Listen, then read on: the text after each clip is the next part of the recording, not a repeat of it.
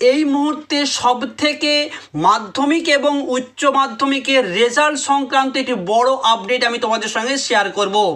মাধ্যমিক এবং উচ্চ মাধ্যমিকের রেজাল্ট বের হতে পারে, সম্ভাব্য তারিখটা হলো এপ্রিল মাসের 29 তারিখ থেকে জুন মাসের প্রথম সপ্তাহ অর্থাৎ 4 তারিখের মধ্যে মাধ্যমিক এবং উচ্চ মাধ্যমিকের ফলাফল প্রকাশ হওয়ার সম্ভাবনা রয়েছে 29শে এপ্রিল থেকে 4ঠা মের মধ্যে।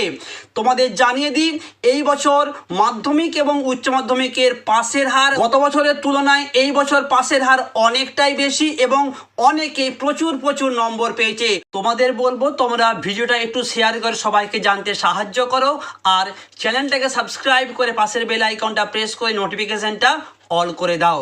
তোমাদেরও রেজাল্ট খুব ভালো হবে, তোমাদের জন্য রইল আগাম অনেক শুভেচ্ছা ও অভিনন্দন।